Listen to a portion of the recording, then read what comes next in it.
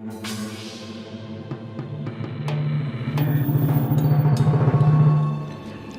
human mind can be represented as a series of chambers and hallways, much like the interior of a large house. With some of these rooms, we are comfortable and intimately familiar.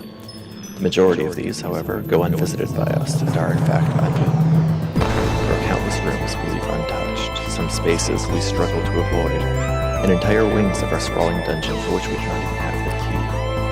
Though we do not dwell in these areas, they are full of fragments of us, fragments we leave untended. Fragments that age, that spoil, that rot, that are chewed upon like melon rinds by black beetles and turn over time into a poisonous putrescence. While we ignore these hidden crannies, the fumes of their rotting contents may creep under the doors and infect even our familiar cranial chambers. And it is thus that these shadowy regions of the mind come to exert a secret and sinister influence upon all our thoughts and actions. These are the dark corners of the human mind. This is Dark Corners.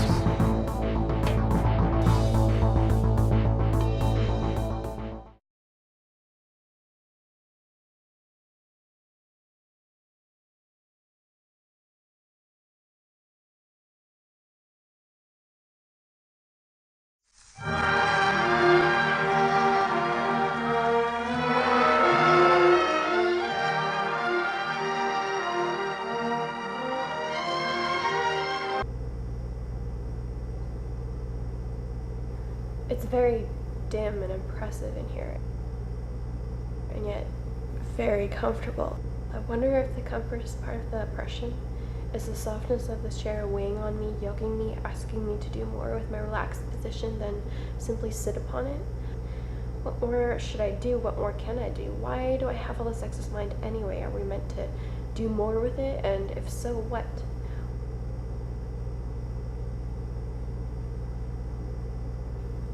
Or are we simply meant to have less comfort? Does the mind overwork itself because the rest of the body doesn't work as much as it should? When will he be home? Why isn't he home? I should be doing something. Why does it bother me so much? He'll come home when he comes home, and there's 1,000 reasons why he could be late. Why do I even need to think of the reasons? It could be anything and it doesn't matter. I should do something to pass the time. Perhaps I should sweep the floor. No, I should read a chapter from my book. That's what I should do. But if he'll be home so soon, it would be silly to start reading. This tea has gone cold. If only I knew when or why. I'll count down 30 seconds, and if he hasn't arrived within those 30, that means he's seeing her. He's cheating on me. 30, 29. Stop this. This is silly. This is silly. You're not a little girl anymore. Your silly counting games don't order the world. Why do you keep doing these silly things like you did when you were a child? 24, 23, 22. Stop it! Now! Everyone plays silly games with the unordered universe when they're little, but to continue it when you're an adult is like having a mouth full of little teeth. It's like using a plastic telephone. It's stupid. It's odd. You have to stop this. Go. Let's read a little. What does it matter if he comes in while you're reading? It's true, if you only read a few paragraphs, it'll be odd. What will the point be? But he might be seeing her right now. How would you know? How would you know? Perhaps you should give him a call? No, don't call him. You have nothing to say. If only there was some way to 11, I think. And 10, 9, 8, 7. That's it. I'm reading my book. I'm going to my book now. Oh, but my teacup. I should bring it to the sink. I can't leave it here and be sloppy. I should wash it first, and then I'll... Cassie, I'm home. Earl, I'm so glad you're back. What were you up to? I was just washing my teacup. I was going to go read, but then I was drinking tea, so I was going to wash my teacup, and then I was going to read. Okay, so relaxing then. Yes, I guess you could say I was relaxing. Earl, you're late though. Why are you late coming home from work? I just stopped at the drugstore. Did you really? Yes. I wanted to get your favorite, Reese's Minis. Thank you, dear. You're so nice. I didn't know what was keeping you, and... What, you thought I was out cheating on you or something? Yes, it did cross my mind. Can you blame me, Earl? Of course you can, but how am I to know, Earl? Cassandra, look.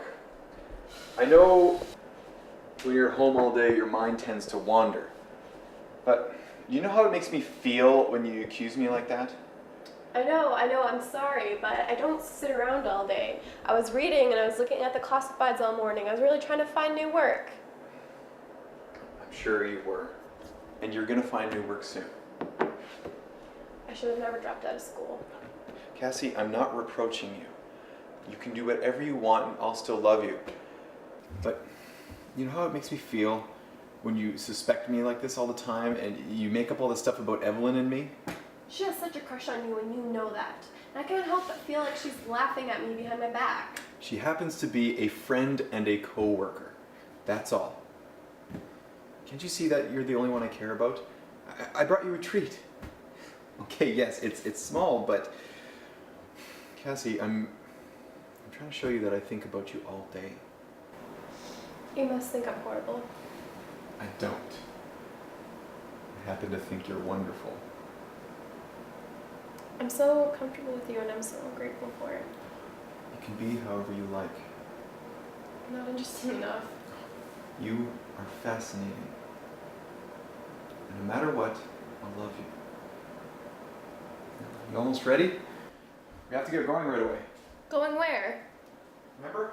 Got that dinner with my family tonight. Dinner. I don't think I could. I'm not really feeling up to it today. Well, Cassie, you said you would. You missed the last family dinner. You're right. I don't know what I'm saying. Of course I'm going. Just let me fix my makeup and maybe change.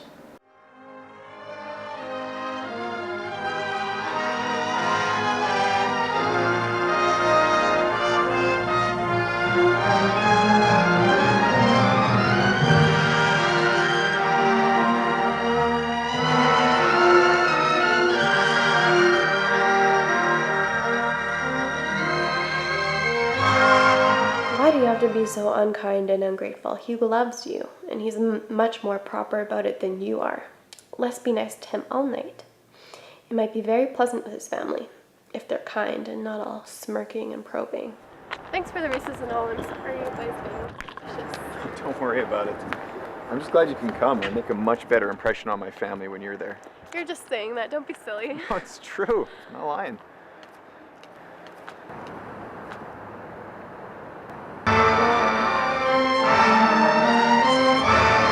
Oh, and Cassandra. Hello, Evelyn. Hi, Evelyn. What on earth is she doing here? She's waiting for us. She and Earl must have planned this. Well, fancy meeting you two here. Fancy indeed. Are you catching the 14? Yes, fancy. A cute idea. Earl knows I'll complain if he spends too much time with Evelyn after work, so he arranges to meet her as if by accident. Me and Cassie are just on our way to my family's place. We're about to have dinner. Oh, I was just going to do some shopping. Please, say hi to Harold for me. And I've forgotten your mother's name. So she knows his family? I bet she hasn't even forgotten his mother's name at all. It's such an act. And look at the way he smiles at her. She thinks she has the upper hand always. Like I have no choice but to just stand here and listen. Poor, silly Cassandra, always stupidly faithful like a dog. Well, I guess we'll all be taking the bus together. You don't have to worry about that, neither do I. I'm going to be going back home. What? Cass, what about the dinner? I seem to have lost my appetite. You two enjoy your bus ride together. Why don't you join Earl for dinner, Evelyn? I just don't seem to have the stomach for it. No, Cassie, wait, what's going on? Wait.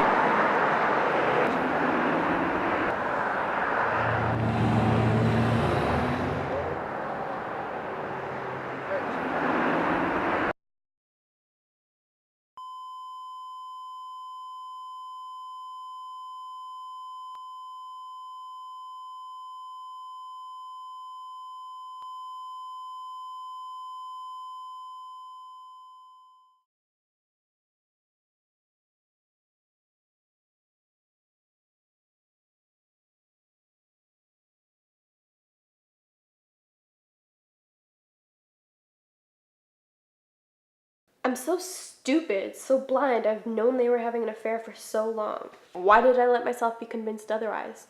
Of course I knew. I could pick up on it. Pick up on what? I don't know. Subtle hints, changes in Earl's tone, in his facial expressions, in the way he acted to me. I do have intuition, after all. Everyone does. We can read the world in very subtle ways. That's one of the wonderful tricks of the mind. We shouldn't write it off. And I was chastising myself for playing silly games. Silly games indeed. That was just my mind trying to rationalize what I had deduced through instinct, through subtle perception. Why didn't I make a stand sooner? It's probably been months they've been having their affair. They probably talk about me at lunchtime. Poor Cassie. What should I do? I'll bet he says. I know I was stupid to ever get an apartment with such a silly girl, but how do I break it off? She's very unstable. And then Evelyn says something like, oh, the poor girl. I almost feel sorry for her. No need to rush it. But what if I'm wrong? What if it was just a coincidence? But it's more than just this bus stop thing. It's all the little things. And he's been horrible to you, dragging it out like this, keeping you in the dark. If he only had the guts to be open about it. And that awful Evelyn, the way she sneers at me, she condescends to me. She can have Earl. I don't need a duplicitous... Cassie? Cassie, are you here? Are you in your room?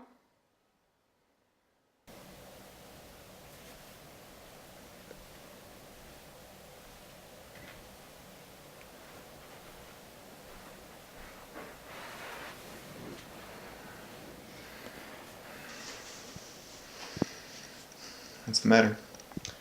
Didn't decide to take Evelyn to dinner. That's a pity. You could have shown your family what a lovely couple you make. Really think I was going to go without you? I know it must have been a shock to see Evelyn at the bus stop there. I'm sorry she was there. I don't know. Is there something I can do to make you feel better? Earl, I'm so glad you came back. Of course I came back.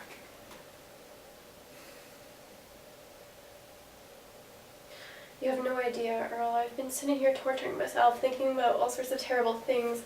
I actually had myself convinced that you and Evelyn were truly having an affair and that whole meeting was planned. An affair with Evelyn? Cassie, you gotta stop thinking this way. I mean, what would I want with a dull, common girl like that? She doesn't have an original thought in her head. Especially when I'm so lucky to have you. But you're not lucky. You're cursed. I've been so terrible, so jealous, so suspicious, so unpredictable. Oh my God, look at me. I'm looking at you. You're beautiful. But I torture you, my God. How hard it must be to stand me. If you want to break up with me, I totally understand. It must be so hard to deal with my suspicions and theories. Well, it's not always easy. Earl, if you want to break up with me, just tell me. I understand. Well, the truth is, there's nothing I want to do less. In fact, I was kind of thinking that I'd like to make our relationship a little more serious. More serious? Yeah. I mean, I was trying to find a moment to talk to you about it, but we didn't really have the time. Like, it's been a while since we've seen my family, and you know they're a little more traditional. And when we see them, someone's bound to ask if we're talking about marriage. And I'd like to be able to answer them. You know, that... That we might someday get married? Yeah. Yes, of course we can say that we're thinking about marriage. I love you, Earl. Oh. I love you, Cassie.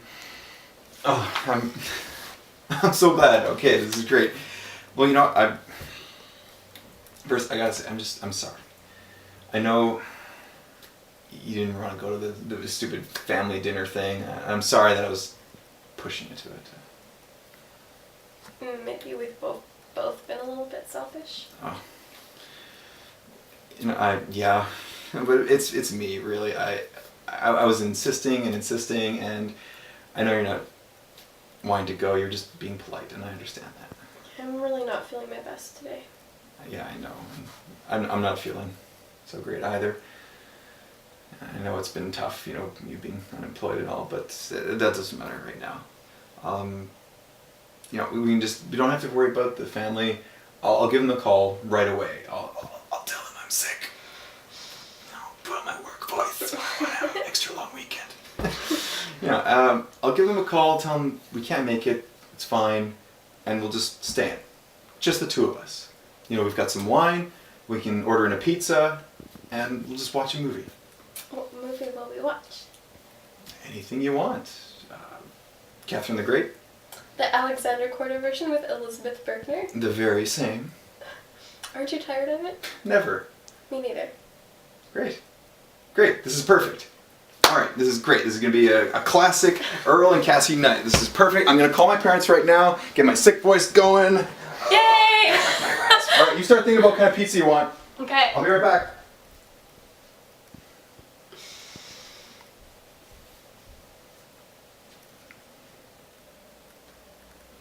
Earl, Yeah? don't make that call. Let's just go to dinner. Are you sure? I thought you didn't want to. Yeah, I was being foolish. You said we'd go, so let's go. I hope it's not too late. Well, it's not too late, but you sure you're up for it? Yeah, I'll be talkative and pleasant all night. Besides, we can always watch a movie after the dinner. It's true, we can. Alright, cool. So we should catch the bus then? Let's.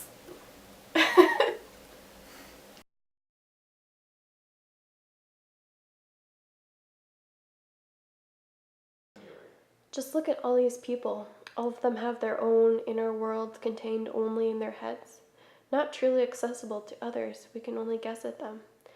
I wonder how each of them sees me, sees the color green.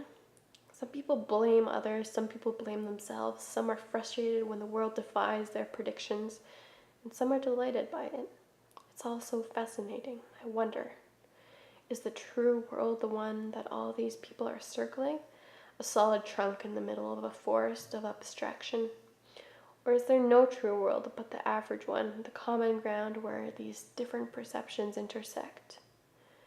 It's such a hot and burning thing to have a world inside you, but when you realize that everyone else does, it becomes clear how we should act, with kindness and sympathy, appealing to the common ground.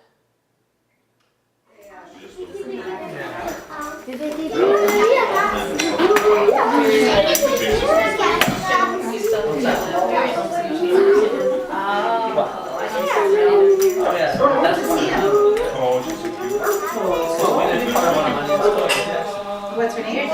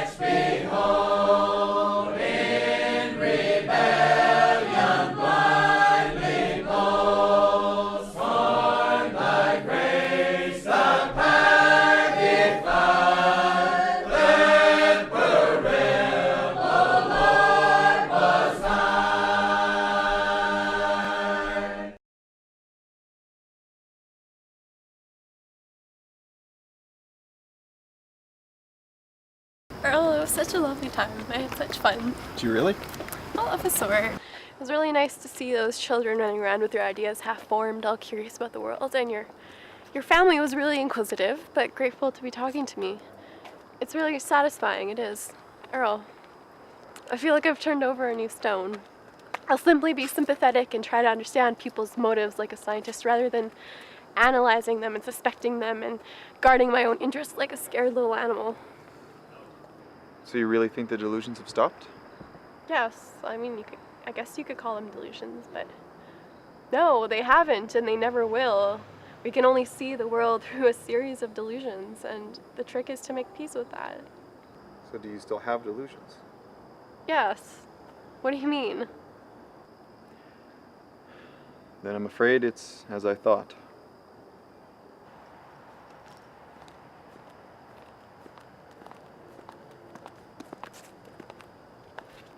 How is it? I'm afraid she's still delusional. What? Then she's definitely incurable. Definitively. There's nothing more we can do here. What are you talking about? What do you mean? Cassandra, please understand that we've given you every chance. You've been under observation for 2 years, and we've tried all manner of experimental therapy to get you rehabilitated. Earl? My name isn't Earl. Cassandra, I am Dr. Pembroke. I assumed the role of your boyfriend in order to facilitate the administration of this therapy. Dr. Konstantinova has been in charge of your case. Tonight was your final evaluation, and I'm afraid you failed. You'll have to be institutionalized, Cassandra. There's nothing else for it. Is this some sort of joke? See, even now she refuses to accept reality.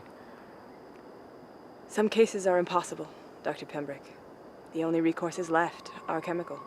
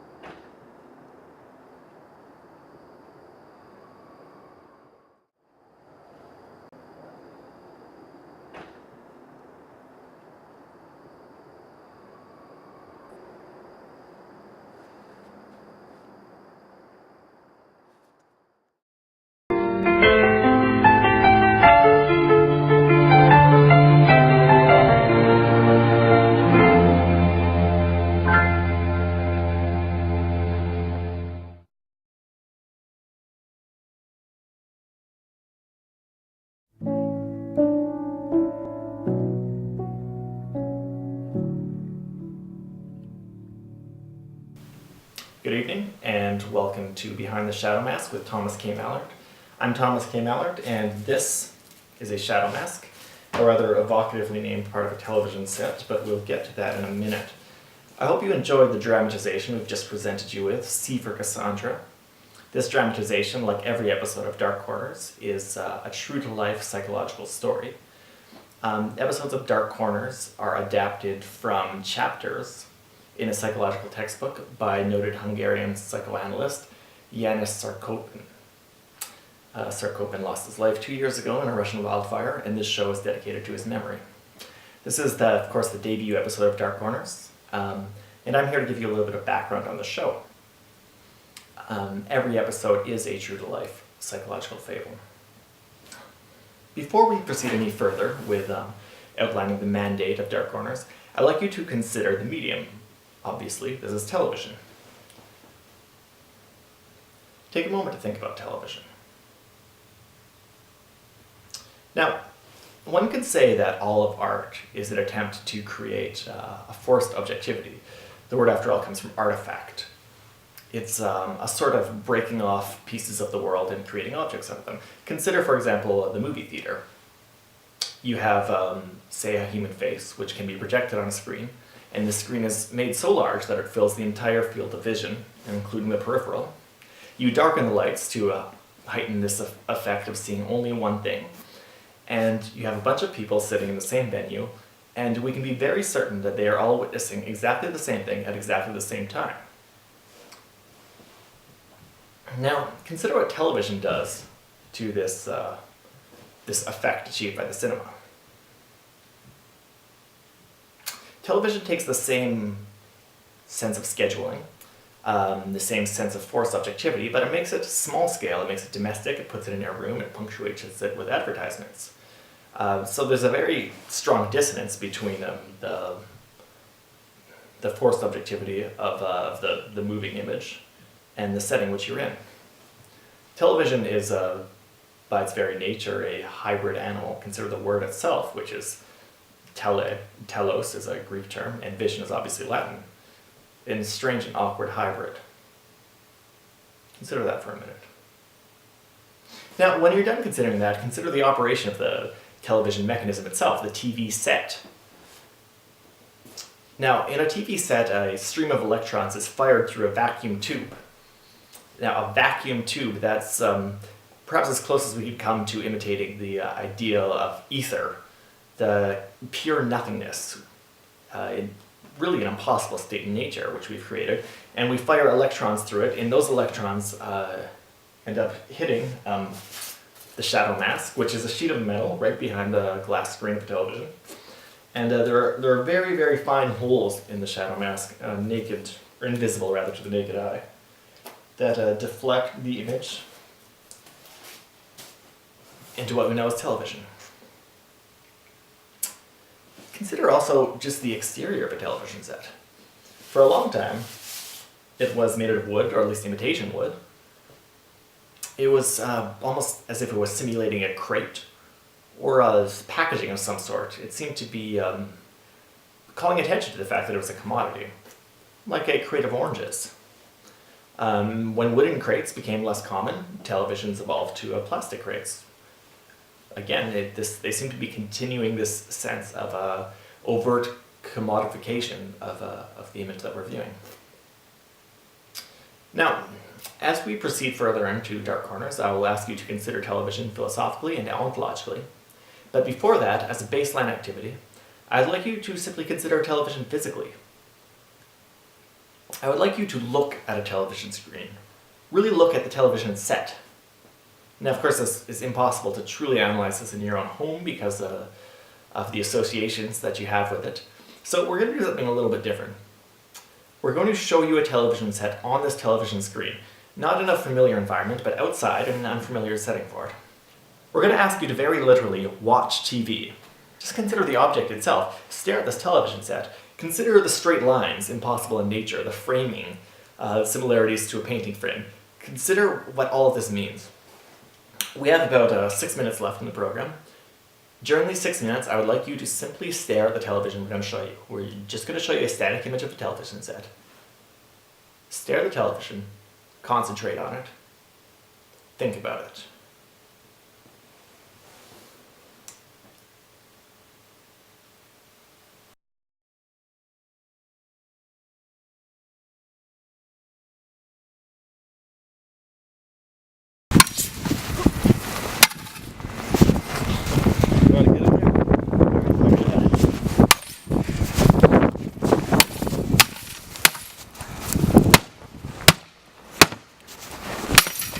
Get in there.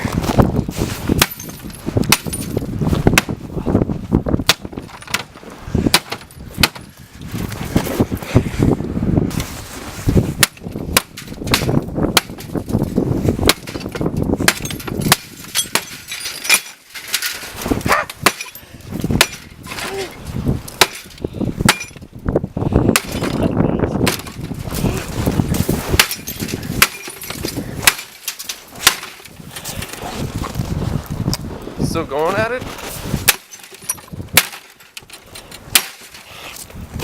think it's pretty good. Yeah, I think so too.